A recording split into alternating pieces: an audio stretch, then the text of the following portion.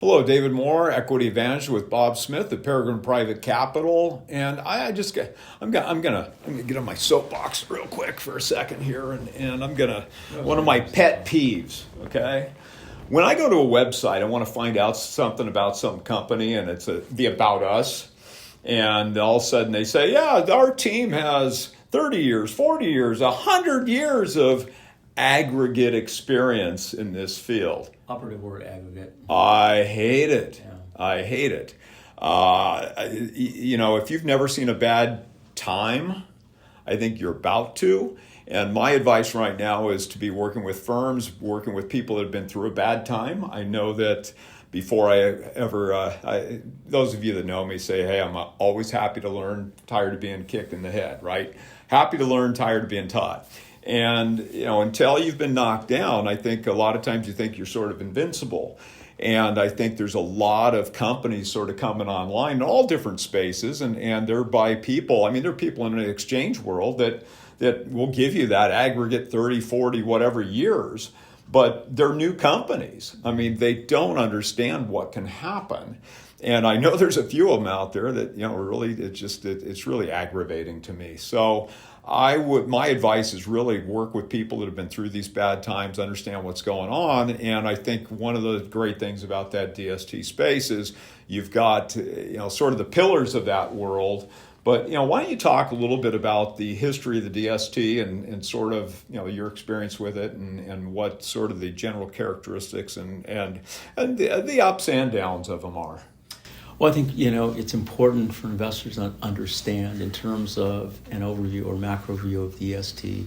DST is not, and DST is just an acronym. It stands for Delaware Statutory Trust, and that's simply the legal format within which fully stabilized cash flowing commercial properties are owned and managed for investors. But the DST product as a security was not invented on Wall Street. It's not a Wall Street product. For all intents and purposes, it was invented on the West Coast and Midwest by the Pasco Company out of Southern California and the Inland Company out of Chicago. They were the first entrants into space. And so DST as an option inside 1031 exchange starting around 2001 started in the West and slowly but surely worked its way eastward. And I think last year the industry did well over $10 billion in transactions. And so all of a sudden that number shows up on Wall Street's radar screen. It's like, okay, what is this and how do we get our percentage of it? And so, the UPREIT, because most DST property offerings are small, and they do not lend themselves to distribution in captive broker networks. And so the principal mechanism of distribution is the independent broker-dealer network.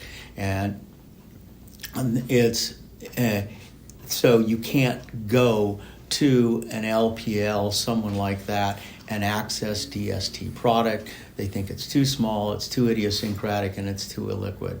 But they want a piece of the business. So they gain it via the UPREIT.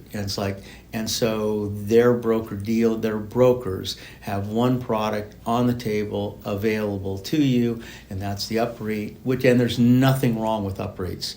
Well, does everyone understand what an UPREIT is? Yeah. First off, I would argue the UPREIT's like the ultimate installment sale. Yes. All right, because I'm just going to grossly simplify it. You're buying into a DST that ends up rolling via what's called Section 721 into shares of a REIT.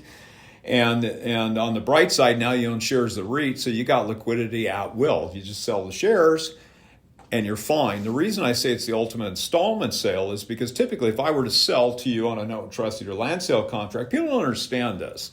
But they're sort of trained to think, gee, I'm only going to have tax on the principal payments. But if you've got a leveraged property or one with depreciation on it and you and you sell it on installment sale, you better get enough of a down payment to cover the broker's commissions, the title escrow fees, my fee if you're doing an exchange, and any other, your current property tax prorations, any other closing costs that might be there.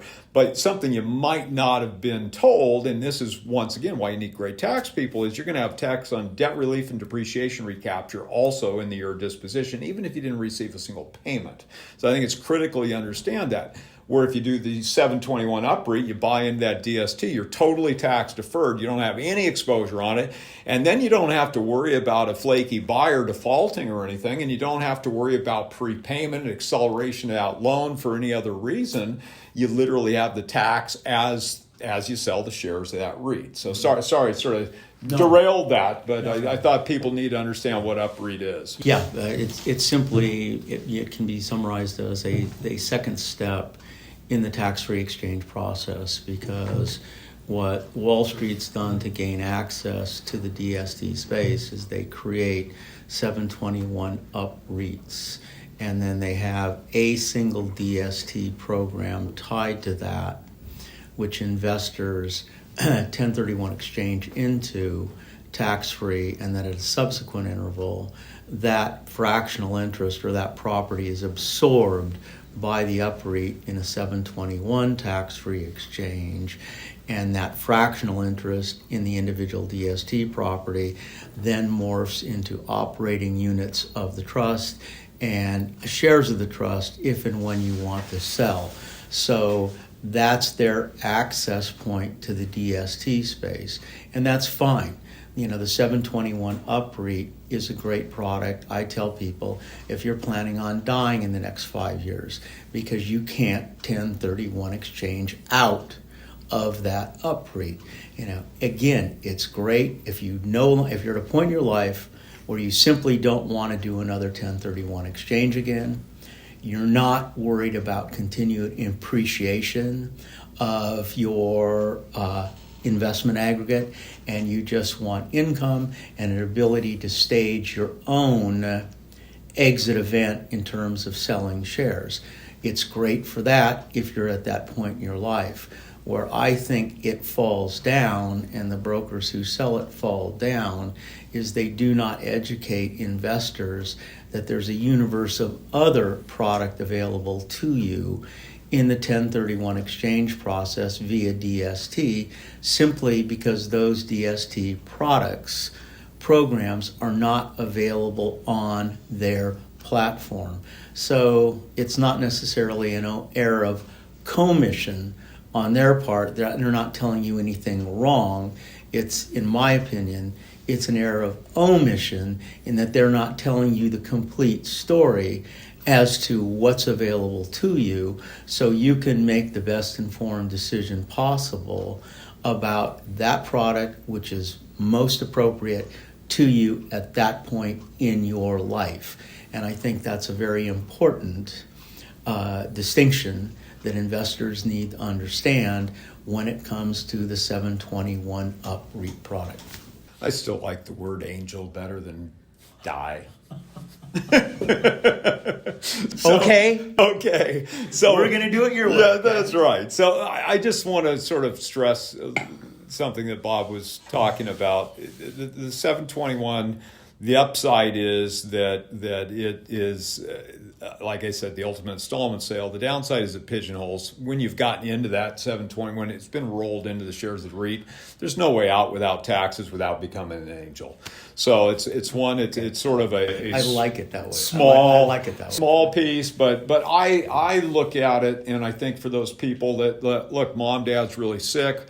We've got a sale happening now. We don't want to pay the tax. We're juggling the estate tax with the capital gains tax on these things, and it's really one of those issues where people ask me all the time, when do I want them to think about an exchange? I typically am going to tell them when they buy the property, but immediately upon your decision or your contemplation of selling a property, I think you need to understand the tax liability. You got to understand what makes sense or doesn't make sense.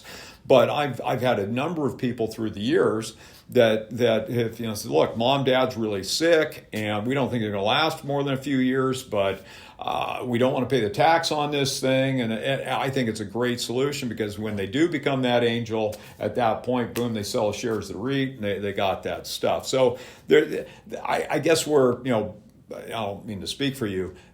Bob made a comment I think is critical. You do all. I am going. You to speak do all for the time. I'm anyway. going to speak for him. He's got a variety of products that are available to you, and the thing is, you got to understand. You got to be working with somebody that's going to give you that full menu. To your point, without thinking about the commission first off, it's really taking care of you, and I think you do a great job of that. So.